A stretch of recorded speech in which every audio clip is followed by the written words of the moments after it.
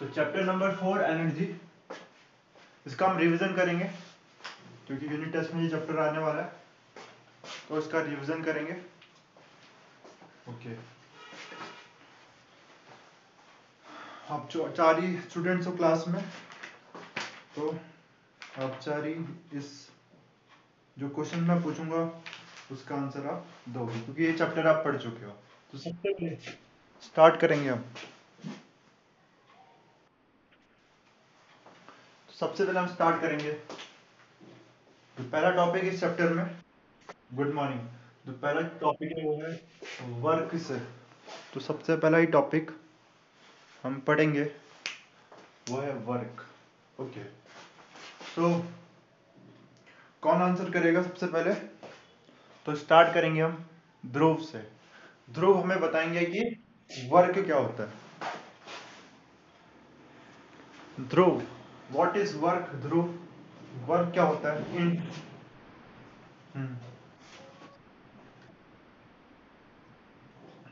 Okay okay, when force is applied to an object it is called work, ये कहा ध्रुव ने। Okay, कोई और इसमें ऐड करना चाहेगा कुछ? तो पहले ध्रुव ने जो कहा उसे लिख लेता हूं। When force is applied, when force is applied to an object it is called work, according to Dhruv it is called work। okay okay, ठीक है, ये बात ध्रुव ने कही। तो देखो, मैं क्या कर रहा हूं, इस वॉल पे फोर्स लगा रहा हूं। ये ऑब्जेक्ट है, ये वॉल है, इस पे मैं फोर्स लगा रहा हूं, ठीक है। तो क्या मैं वर्क कर रहा हूं? तो क्या मैं वर्क कर रहा हूं? इसका आंसर कौन करेगा? इसका आंसर प्रीति करेगी। इसका आंसर, अगर मैं इस वॉल पे फोर्स लगा रहा हूं तो क्या मैं वर्क कर रहा हूं? प्रीति, मैं वर्क कर रहा हूं। ओके, ठीक है, मैं वर्क कर रहा हूं, ठीक है। आयुषी, क्या मैं वर्क कर रहा हूं अगर मैं इस वॉल पे फोर्स लगा रहा हूं तो? क्यों? रीजन? मैं पुश कर रहा हूं इसलिए मैं वर्क नहीं कर रहा हूं। अच्छा, ठीक है। समीर, अगर मैं इस वॉल पे फोर्स लगा रहा हूं तो मैं वर्क कर रहा हूं? पहले बात तो हाँ की ना, वर्क कर रहा हूं। क्यों? क्यों? गुड, ये आंसर है ना, बिकॉज मैं जब वो फोर्स लगा रहा हूं तो ये वॉल थोड़ी मूव कर रही है। जब तक डिस्प्लेसमेंट नहीं होगा ऑब्जेक्ट में तब तक वर्क नहीं बोल सकते साइंस के लैंग्वेज में, ठीक है। साइंस के लैंग्वेज में बोल रहे हैं, फिजिक्स के लैंग्वेज में बोल रहे हैं। नॉर्मल लैंग्वेज में हम बोल लेंगे वर्क है, लेकिन नहीं होगा अभी जब तक ऑब्जेक्ट मूव नहीं करी। लेकिन अगर मैं किसी ऑब्जेक्ट को, जैसे ये चेयर यहाँ रखी है, आपको दिख नहीं रही होगी, अगर मैं इसको पुश करता हूँ और ये मूव करती तो क्या होगा? तब वर्क हुआ, बिकॉज मेरे फोर्स लगाने पर ये चेयर क्या हुई? मूव करी, ठीक है। तो बिल्कुल समीर ने सही बोला। तो कंप्लीट करते हैं इसे।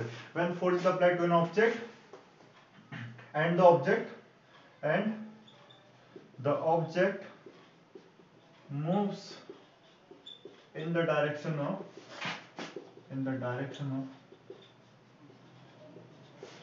force applied,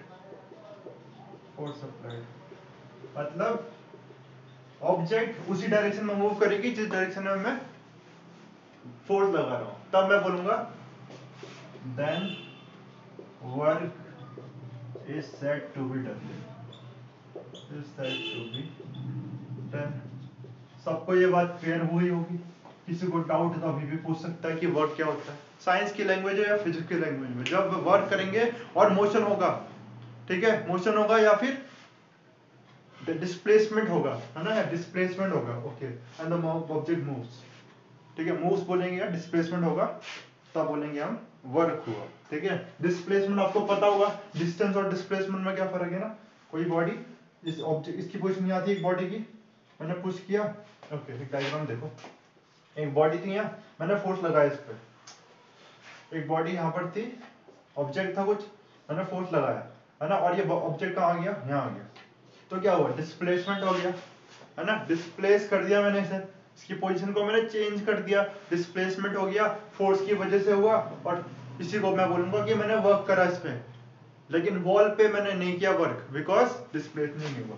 ये बात आपको समझ में आ गई होगी। और उसके बाद वर्क का फॉर्मूला, तो यानी कि वर्क का फॉर्मूला, और मुझे अब कैलकुलेट करना है कि वर्क कितना किया। तो सपोज मैंने क्या किया, और आपको पता है कि हम फोर्स को किस में मेजर करते हैं, तो फोर्स को हम मेजर करते हैं what is the unit of force. Okay, what is the unit of force, तो ये हमें बताएंगे 1 सेकेंड ना। तो ओके, अभिनव थापा में बताएंगे कि फोर्स की यूनिट क्या होती है। अभिनव थापा, अभिनव थापा फोर्स की यूनिट क्या होती है।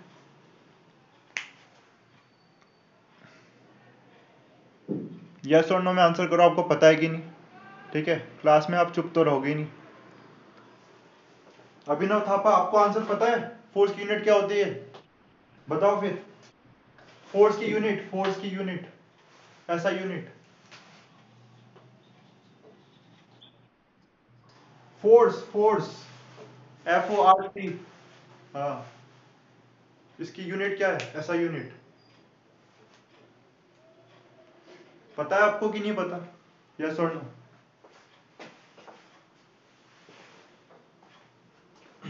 आंसर आता है या नहीं, फोर्स की यूनिट पता है आपको कि नहीं पता, यस और नो बोलो पहले तो जल्दी से। ओके, नाम क्या आपका, विदित, बताओ। एग्जैक्टली है ना, न्यूटन को मेजर करते हैं। ठीक है, न्यूटन है फोर्स की यूनिट, फोर्स की यूनिट क्या है, न्यूटन। ठीक है, अब न्यूटन आपको पता है, आइजैक न्यूटन साइंटिस्ट थे जिनके सर में एप्पल गिरा था, ग्रेविटेशन इन्होंने डिस्कवर किया था, वो ये उनकी नाम पे रखा है न्यूटन। ठीक है, लेकिन 1 न्यूटन होता कितना है, ये सोचा है कभी। मैं बताओ 1 न्यूटन, देखो अगर अगर ये मेरे पास कोई चीज है 100 ग्राम की, 100 ग्राम की कोई चीज है ना, 100 ग्राम तो आपको आइडिया होगा थोड़ा सा, है ना। 100 ग्राम कोई चीज देखना जिसमें 100 ग्राम होगा उसका मास, वो कितना वेट मेरे हाथ पे लगा रहा है ना, वो होगा 1 न्यूटन। ठीक है, क्योंकि आपको पता है, अगर इसमें हमारा टॉपिक वैसे वर्क है, फिर भी मैं आपको आइडिया दे रहा हूँ। देखो, क्योंकि फोर्स क्या होता है, फोर्स इज मास इंटू, ये पढ़ा नहीं होगा आपने ना, अभी नहीं पढ़ा होगा ये, अगर पढ़ा हो तो देख लो। मैं एक आइडिया दे रहा हूँ 1 न्यूटन कितना होता है। 100 ग्राम कोई ऑब्जेक्ट है, वो कितना वेट लगा रही है मेरे हाथ में, है ना, क्योंकि तब होगा 1 न्यूटन। मैं आइडिया दे रहा हूँ बस एक फोर्स की बात हो गई 1 न्यूटन। अब देखो हमारा टॉपिक ये नहीं है, वो अलग, जब टॉपिक आएगा तब उसकी बात वहां करेंगे ना। अब हमें पता है 1 न्यूटन का आइडिया लग गया आपको, तो सपोज मैं बोल रहा हूँ, इसमें मैंने क्या किया, 7 न्यूटन फोर्स लगा इस बॉडी पे, और ये क्या हुआ, ये बॉडी यहाँ आ गई, और कितने मीटर आ गई, सपोज 2 मीटर आ गई। ठीक है, 7 न्यूटन का फोर्स लगाया एंड 2 मीटर डिस्प्लेसमेंट हो गया। तो और डिस्प्लेसमेंट आपको पता है कि ऐसे डिनोट करते हैं, फोर्स को ऐसे डिनोट करते हैं। तो आपको दिख रहा होगा, ये नहीं दिख रहा तो मैं सब बड़ा बना देता हूँ। ठीक है, ओके, इसके लिए मुझे फिर रब करना पड़ेगा इसे। ओके, तो फोर्स की डेफिनेशन तो आपने सबने लिखी है पहले से ना, क्योंकि आपने पहले ही एक चैप्टर करा है, इसलिए इसको मैं रब कर रहा हूँ, क्योंकि आपने ये सारी चीज लिखी है पहले से। तो देखो डायग्राम बड़ा बनेगा तब समझ में आएगा। तो देखो फोर्स कितना था, 7 न्यूटन का फोर्स लगा, फोर्स कितना लगा, 7 न्यूटन। मैंने पूछ किया कि 7 न्यूटन फोर्स लगाया, मेजर कर सकते हैं हम, हमारे पास इंस्ट्रूमेंट है सारे। ठीक है, और कितना मेजर किया, 2 मीटर मूव कर दिया। तो मुझे कौन बताएगा कि कितना वाट किया। ओके, इसका आंसर मुझे देंगे 1 सेकेंड, इसका आंसर मुझे देंगे श्रेया, श्रेया छेत्री मुझे इसका आंसर देगी कि 7 न्यूटन फोर्स लगाया, 2 मीटर मूव करी बॉडी, तो वर्क कितना होगा, तो वर्क कितना होगा। अगर आंसर नहीं पता तो वर्क का फॉर्मूला ही बता दोगे, वर्क का क्या फॉर्मूला होता है, श्रेया छेत्री। हाँ, एक बार उन्हें ट्राई करने दो, है ना, फिर आप बताओ। ओके श्रेया, आंसर करो कितना होगा। क्वेश्चन एक बार फिर से देख लो, क्वेश्चन अगर आपको समझ नहीं आया तो मैं क्वेश्चन फिर से बोलता हूँ। 7 न्यूटन फोर्स लगाया, 2 मीटर बॉडी मूव करी, तो वर्क कितना होगा। पहले तो फॉर्मूला बता दो, क्या लगाएंगे formula. Shreya Chhetri, answer yes और नो बताओ पहले, आता है कि नहीं। श्रेया छेत्री, रिस्पॉन्ड करो जल्दी। ओके बोलो फिर, ट्राई करो, जो भी आपको पता है। गलत होगा कोई प्रॉब्लम नहीं है, लेकिन ट्राई करो ना, ट्राई करने में क्या जा रहा है। फॉर्मूला पता है आपको वर्क का श्रेया?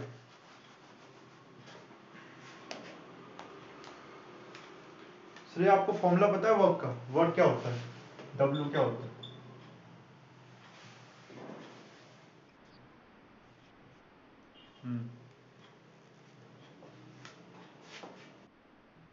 वर्क होता है, फॉर्मूला क्या होता है वर्क का? वर्क का फॉर्मूला क्या होता है? डब्ल्यू इज इक्वल टू क्या होता है? हाँ गुड, फोर्स इनटू डिस्टेंस और डिस्प्लेसमेंट। ओके, बिल्कुल सही बता दिया। और देखो हमें पता है फोर्स कितना है ना?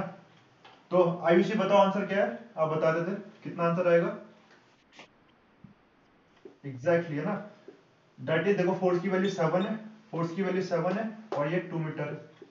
And when I multiply this is 14, Ayush ने बोला 14 newton metre which is also the unit, but हमें पता है वर्क की जो ऐसा यूनिट है वो क्या है, हमें पता है बिल्कुल। ठीक है, तो वर्क की ऐसा यूनिट, हाँ क्या है?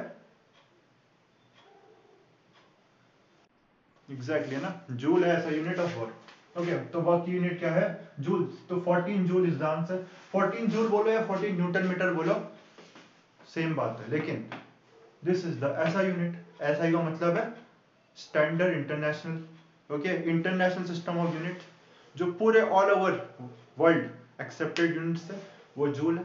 ओके, तो जूल 14 जूल वर्क किया अगर मैंने 7 न्यूटन फोर्स लगाया और बॉडी 2 मीटर मूव करे। ठीक है, ओके, ये बात सबको समझ में आ गई होगी। और इसके बाद अगर मैंने 7 न्यूटन का फोर्स, अब जिससे मैं पूछूंगा वही आंसर करेगा। ठीक है, 7 न्यूटन का फोर्स अगेन लगाया दूसरी बॉडी पे, ये ऑब्जेक्ट ए था, ये ऑब्जेक्ट बी है, ये ऑब्जेक्ट बी है, और ये क्या हुआ? ये मूव ही नहीं हुआ, ये मूव ही नहीं हुआ, ये यहीं का यहीं है। ठीक है, ठीक है, ये मूव नहीं हुआ। एक बार फिर से समझो, फिर से मैंने फोर्स लगाया 7 न्यूटन, कितना फोर्स लगाया? 7 न्यूटन, और ये ऑब्जेक्ट मूव नहीं करा, ये ऑब्जेक्ट मूव नहीं करा, भारी था ऑब्जेक्ट इसलिए मूव नहीं करा। ठीक है, तो वर्क कितना हुआ? इसका आंसर कौन करेगा? इसका आंसर करेंगे, ओके 1 सेकेंड, इसका आंसर ध्रुव, कितना वर्क होगा?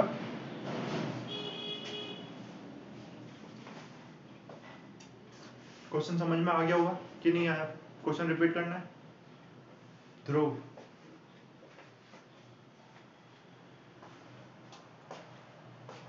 क्वेश्चन एक बार फिर सुन लो। एक बॉडी है, 7 न्यूटन का फोर्स लगाया मैंने उस पर, है ना, 7 न्यूटन का फोर्स लगाया, तो और वो बॉडी मूव नहीं हो रही। क्यों नहीं मूव हो रही? भारी है ऑब्जेक्ट, मास बहुत, वेट ज्यादा है उसका, इसलिए मूव नहीं हो रही। तो वर्क कितना हुआ? कितना वर्क किया मैंने उस पर? ध्रुव,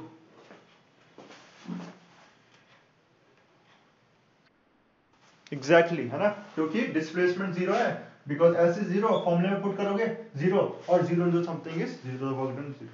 गुड, ओके, ठीक है, इतना समझ में आ गया होगा। उसके बाद हम बढ़ जाएंगे नेक्स्ट, दैट इज, है ना, नोट में कुछ नहीं करा रहा हूँ बिकॉज आपने चैप्टर करा है, तो नोट भी आपने सब कुछ किया होगा, ये मैं मान के चल रहा हूँ। ठीक है, work done by against gravity. लेकिन किसी को लगता है किसी पॉइंट पे कुछ नोट करने की उसको नीड है अपनी समझ के लिए, अपने पढ़ने के लिए, तो वो बिल्कुल कर सकता है और मुझसे बोल भी सकता है कि मुझे नोट करना है। ठीक है, मैं उसे टाइम दे दूंगा नोट करने का, लेकिन आपने सब कुछ पहले ही पढ़ चुका है, हम रिवीजन कर रहे हैं अगेंस्ट ग्रेविटी।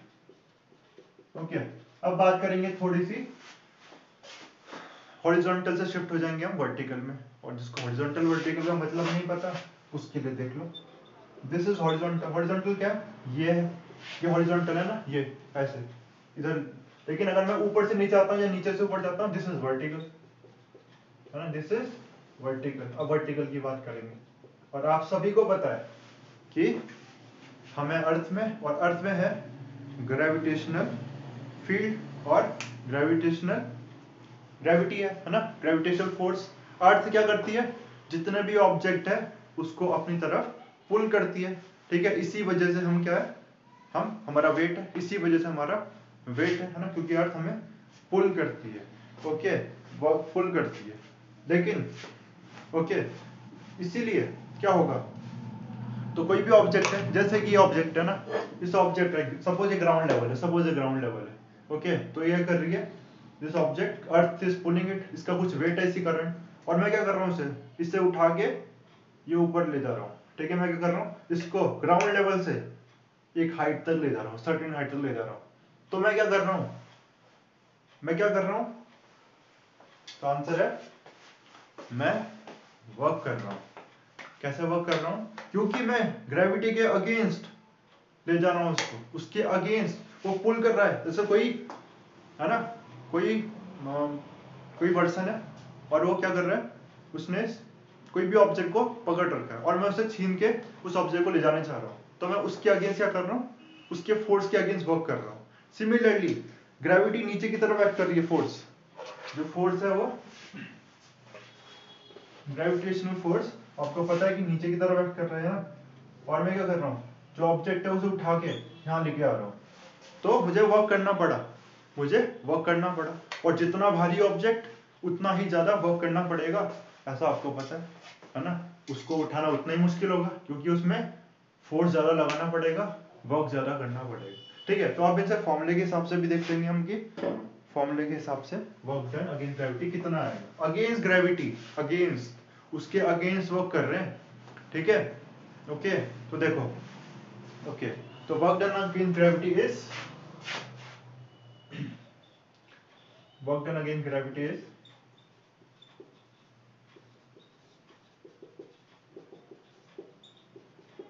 ओके। देखो एक्चुअली आपको ये फॉर्मूला कहाँ से आया वो भी मैं बता सकता हूँ, लेकिन मुझे ये नहीं पता कि आपने वो चीज़ पढ़ी है कि नहीं। एक बार मुझे बुक में चेक करना है, तो इससे पहले चैप्टर में आपने वो चीज़ पढ़ी है कि नहीं। अगर वो पढ़ी है तो आपको एकदम समझ में आ जाएगा, अगर वो चीज़ नहीं पढ़ी है तो आपको डायरेक्ट ये समझना पड़ेगा। तो लगता तो नहीं वो है, फिर भी देख लो, okay. This is formula is, अच्छा पहले फॉर्मूला ही पूछ लेता हूँ, तो कौन बताएगा आप, समीर आपको पता है वर्क डन अगेंस्ट ग्रेविटी का क्या फॉर्मूला बनेगा?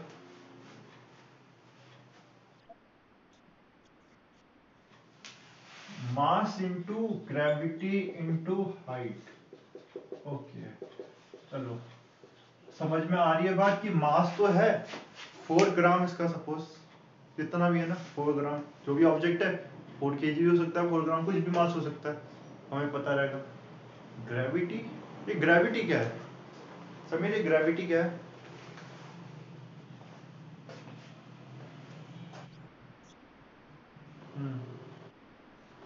अच्छा, जितना अर्थ फोर्स लगाएगी वो ग्रेविटी है, ओके, ठीक है। अच्छा कोई और से, किसी और से पूछते हैं, तो फिर इसके बाद 1 सेकंड बचा ना, प्रीति आप बताएगी कि ये ग्रेविटी जो समीर ने बोला इसका क्या मतलब है। प्रीति आप बताओगे कि कुछ और करेक्शन करना है इसमें, प्रीति?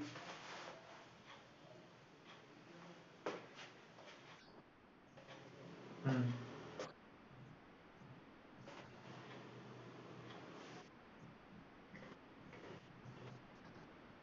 ओके, ठीक है। ग्रेविटी का मतलब बिल्कुल सही बता दिया कि जो फोर्स लगाते हैं जिसकी वजह से चीजें नीचे गिरती है ना, थिंग्स फॉल डाउन, ओके। लेकिन देखो यहाँ पर, है ना, देखो यहाँ पर ग्रेविटी नहीं आएगा ना, यहाँ थोड़ा सा चेंज करना है, वो ध्यान रखना। क्या आता है यहाँ, एक्सेलरेशन ड्यू टू ग्रेविटी, और एक्सेलरेशन आपको पता होना चाहिए ड्यू टू ग्रेविटी। अच्छा मुझे एक्सेलरेशन का मतलब कौन बताएगा, पहले तो यही पूछ लो, है ना, पहले देखते हैं कितना आपका बेसिक क्लियर है। तो विदित, ये विदित बताएंगे कि एक्सेलरेशन का मतलब क्या होता है, एक्सेलरेशन का क्या मतलब होता है विदित?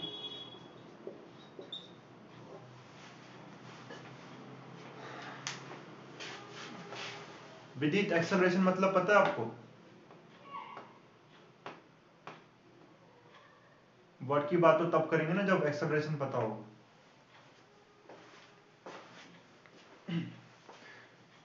ओके, कौन और बताएगा? तो इसके बाद है, ओके ओके, आयुषी आप ट्राई करोगे, एक्सेलरेशन मतलब क्या होता है, एक्सेलरेशन मतलब क्या होता है आयुषी?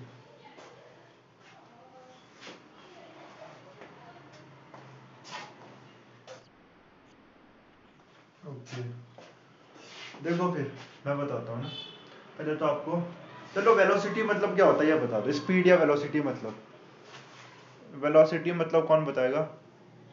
तो श्रेया बताएगी कि वेलोसिटी मतलब या स्पीड मतलब क्या होता है ना? वेलोसिटी या स्पीड मतलब क्या होता है? श्रेया, बहुत बेसिक चीज पूछी है, ये तो पता होना चाहिए, तभी तो हम वर्क पे आएंगे जब आप ये चीज बताओगे। अब ये चीज ही नहीं पता है तो यहाँ पर कैसे पढ़ेगा, है ना? बेसिक तो क्लियर करो पहले। किसी को पता है वेलोसिटी मतलब क्या होता है? आंसर करो। ध्रुव, ध्रुव आपको पता है वेलोसिटी मतलब? अच्छा, वेलोसिटी मतलब होता है speed on which the body moves और object move. Okay, velocity is the speed. Okay, ठीक। और कोई?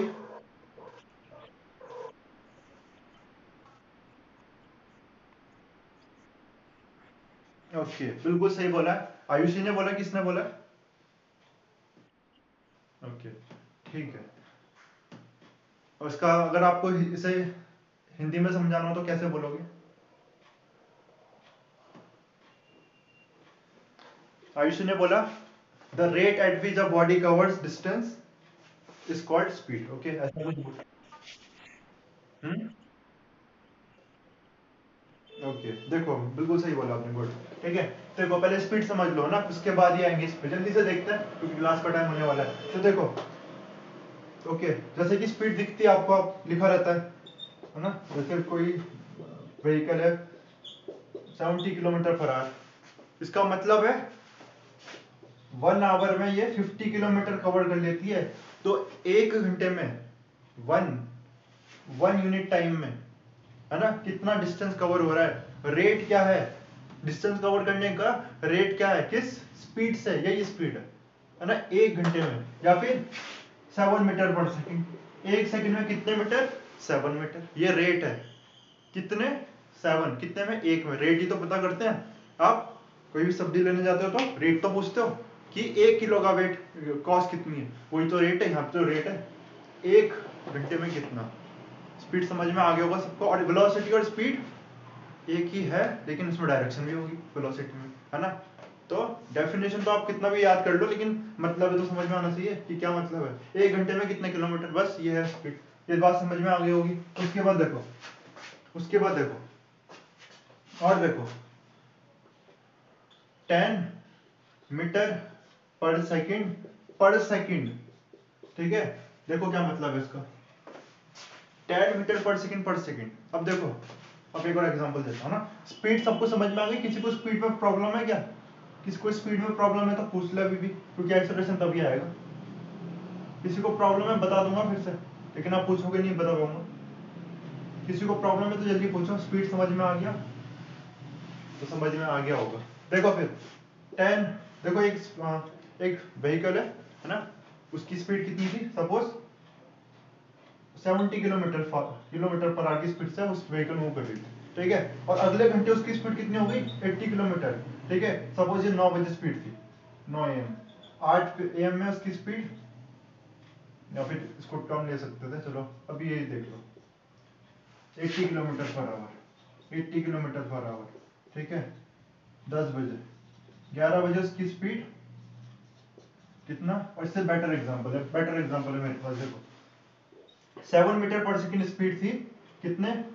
जीरो टाइम में, या फिर ओके जीरो टाइम में ना, स्टार्टिंग ऐसे किया उसने, टाइम जीरो है। 8 मीटर पर सेकंड हो गई टाइम 1 में, फिर 9 मीटर पर सेकंड हो गई टाइम 2 में। तो आप देख रहे हो इस बॉडी का स्पीड, की स्पीड हर एक सेकंड के साथ, ये सेकंड है, 0 सेकंड, 1 सेकंड, 2 सेकंड, हर एक सेकंड के साथ स्पीड इंक्रीज हो रही है। इसकी स्पीड हर सेकंड के साथ इंक्रीज हो रही है, और ये एक्सेलरेशन है ना? तो acceleration is rate of change of speed. Speed किस रेट से चेंज हो रही है? तो आप क्या बोलोगे, किस स्पीड से चेंज हो रही है, किस रेट से? तो 1 मीटर पर सेकंड, या फिर 1 मीटर पर सेकंड स्क्वायर, इस रेट से चेंज हो रही है। मतलब 1 सेकंड में, 1 सेकंड में कितनी स्पीड बदल रही है? 1 मीटर पर सेकंड 1 मीटर पर सेकंड 1 मीटर पर सेकंड इस तरह से बढ़ रही है ना। तो यही एक्सेलरेशन है। हम कब बोलते हैं एक्सेलरेशन हुआ, जब स्पीड बढ़ते जा रही है हर सेकंड, है ना, हर मिनट स्पीड बढ़ते जा रही है, तो बोलेंगे एक्सेलरेशन हो रहा है। ठीक है, ठीक है। इसके बाद देखो टाइम हो गया वैसे, लेकिन एक चीज समझ लो, है ना। तो आप ये बात कर रहे थे मैं एक्सेलरेशन ड्यू टू ग्रेविटी। तो अभी कभी आप देख पाओ इसे, देखो दोस्तों यूट्यूब वगैरह में देखना इसको ध्यान से, तभी आपको पता, क्योंकि हाइट से ऑब्जेक्ट को फेंकना पड़ता है बहुत हाइट से, तब समझ में आ जाएगा। कोई भी ऑब्जेक्ट अगर ऊपर से गिरती है ना, इतनी हाइट से पता नहीं चलेगा। अगर मैं इसे फॉल भी कराऊंगा पता नहीं चलेगा कि इसमें क्या हुआ, है ना। नीचे गिरेगी बस ये देखेगा, स्पीड का इतना नहीं पता चलेगा कुछ। लेकिन अगर हम देख पाए बहुत हाइट से कोई ऑब्जेक्ट फॉल होती है, तो हम क्या देखते हैं, इसकी स्पीड, जैसे कि स्पीड स्टार्टिंग में कितनी थी, 0 थी। कोई ऑब्जेक्ट ऊपर से फॉल हो रही है, ऊपर से कोई ऑब्जेक्ट फॉल हो रही है, ठीक है। स्पीड सपोज क्या थी, 0। फिर मैं देख रहा हूँ 0 मीटर पर सेकंड। अगले सेकंड देखा मैंने स्पीड मेजर कर पाया किसी तरह से, तो अगले सेकंड में देखा स्पीड कितनी हो गई, 9.8, ठीक है। फिर अगले सेकंड देखा फिर कितनी हो गई, 19.6। फिर अगले सेकंड देखा कितनी हो गई, 20, 8, 6, 14, 10, 18, 29.4, ओके 29.4, ठीक है, इतनी हो गई। कहने का मतलब हर एक सेकंड में क्या हो रहा है, स्पीड बढ़ते ही जा रही है। हर एक सेकंड में स्पीड बढ़ते जा रही है, यानी कि ऑब्जेक्ट को नीचे फेंकूंगा जब मैं ऊपर से, तो वो एक्सेलरेट करेगी। वो क्या करेगी, एक्सेलरेट करेगी। उसकी स्पीड ऐसा नहीं है सेम रहेगी, स्पीड बढ़ते ही जाएगी, ठीक है। और इसी को बोलते हैं एक्सेलरेशन ड्यू टू ग्रेविटी, क्योंकि ये ग्रेविटी की वजह से हो रहा है, ठीक है। और ये हाइट तो आपको पता है, यानी कि वर्क का फॉर्मूला क्या हो गया, mass into acceleration into height. Suppose कोई ऑब्जेक्ट है जिसका मास 70 kg है, एक्सेलरेशन ड्यू टू ग्रेविटी इसकी वैल्यू फिक्स होती है, कितनी होती है, 9.8 मीटर पर सेकंड स्क्वायर। और कभी कभी आपको ये बोलेगा कि क्या ले लो, इसको 10 ले लो अप्रोक्सीमेटली, कभी कभी क्वेश्चन में बोलेगा, ठीक है। 10 इसलिए बोलते ताकि कैलकुलेशन इजी हो जाए, लेकिन एक्चुअली 9.8 होती है।